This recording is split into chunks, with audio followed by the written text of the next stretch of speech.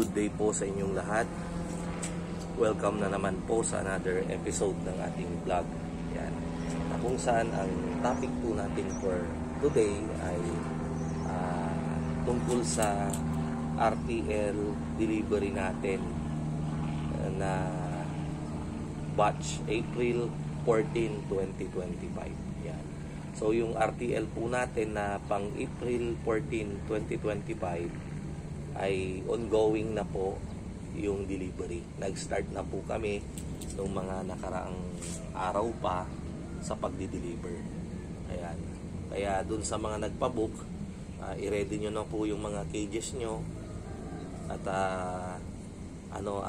doon naman sa nagpabook na sabay yung delivery ng cages at saka RTL ay i-ready nyo na yung mga pagsisilungan natin ng cages nyo. Ready nyo na yung mga housing nyo.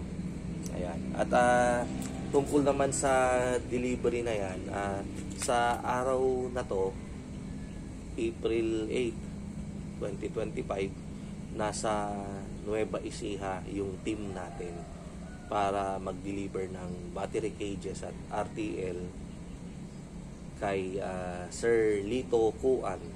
Yan. Actually, middle name niya yung Kuan Padre, yung kanilang family name. Yan. So, pang ano na pala, kanina kausap ko si Sir Lito sa telepono.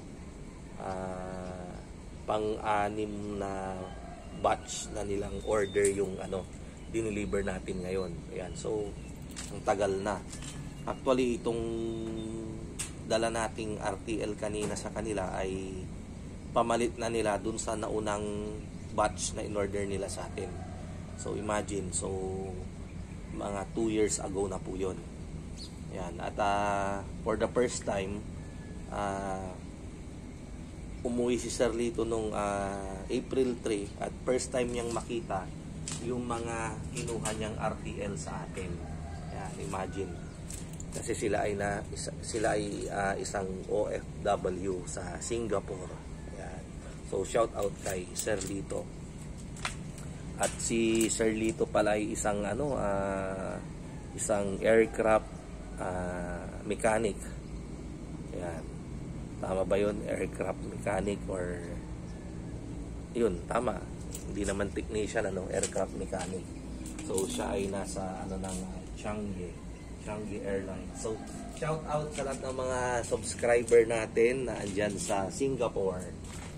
Ayan. So, isang beses na rin po akong nakapunta dyan sa Singapore at masasabi kong mapapawaw ka talaga. Napakaganda po ng Singapore.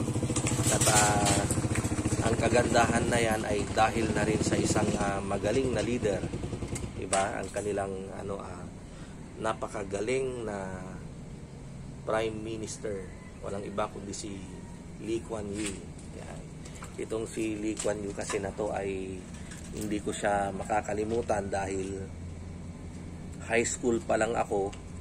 Yan. Sino yung makakarelate dyan? Yung regarding sa mga sa current events digest, di ba? Palaging siya yung laman ng current events digest. Yan. Dahil sa mga kagandahan na ginawa niya diyan sa Singapore. Yan.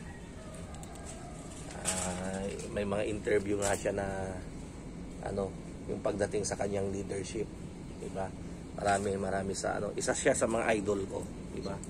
So kung idol ko si FPRRD, diba? Idol ko rin yan si Lee Kuan Yew. Anyway, so shout out sa lahat ng mga OFW nating subscriber. Yan, so balikan natin si Sir Lito. Kagaya ng karamihan, si Sir Lito ay napadaan lang sa mga vlog.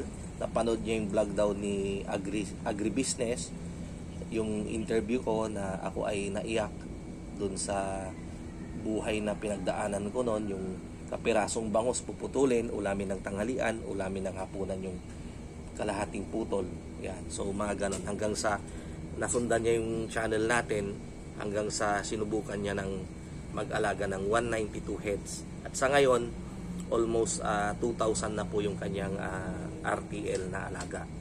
Ayan, so napakaganda. Kanina kakwentuhan ko siya. Kaya nga, one of these days, ako ay magda-download nung recorder sa telepono para kahit papaano yung conversation natin, mai-record ko, and then pwede nating ilabas yun na audio.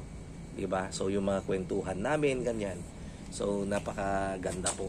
Pero ano naman, bago ko naman siya ilabas, syempre hihingin ko yung permiso sa inyo. Hindi ko naman yan ilalabas kapag hindi nyo pinayagan.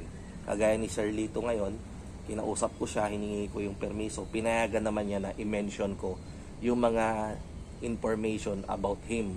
So pumayag naman po siya. Kaya maraming salamat po Sir Lito. Ayan. So ang RTL po pala natin, magpa-pencil booking na po kayo. Kasi ang inaantay lang natin yung schedule ng sisiw. Nasa August na po tayo. August na po yung susunod na batch natin. Sold out na po yung June at saka July. Ayan. So sa August na po tayo. Ayan. So abangan nyo po yung update. Pero sa ngayon naman, pwede naman kayong mag-inquire sa akin at magpa-pencil booking para mailista ko na po kayo, and then saka na po kayo mag-partial kapag dumating na yung sisiw natin. Ayan, tatawagan ko po kayo. Ayan, para mauna na po kayo kasi mahaba po yung pila dahil ewan ko nga ba, no? Siguro talagang nakikita rin nila na may potential, maganda, kaya marami yung sumusubok, ano? At yung mga nakasubok ay paulit-ulit naman na umuulit. Ayan. So ang nakikita nyo po pala ngayon ay dito pa rin, dito lang yan sa harapan ng shop natin, at maraming nakaparadang sasakyan at hindi po sa akin yung mga yan, dahil nakaparada po sila dito sa atin. Ayun po yung restaurant natin, ito po yung shop natin, yan yung gawaan ng cages. Ayan, nakaparada po sila dito kasi po ginagawa yung daanan namin. Yan, ginagawa yan, 530 meters po yan na iskinita. So wala pong makakapasok na sasakyan, kaya pansamantala dito muna sila pumaparada sa atin. Yan, at yan po yung ginagawa ko palagi. Madalas po akong mag-inspect dyan, tinitignan yung kalsadang ginagawa para ma-secure yung mga tubo na dadaanan ng mga tubig ng mga kabahayan. Yan, mga constituents ko. Yan, dahil syempre doon sa mga baguhan sa channel natin, ako po ay kasalukuyang punong barangay dito sa Barangay Tapuak, Dagupan City. Ayan po. So maraming salamat po sa walang sawa po ninyong panonood. Kita-kita pong muli tayo sa mga susunod nating vlog. Ayan, mabuhay po tayong lahat at God bless.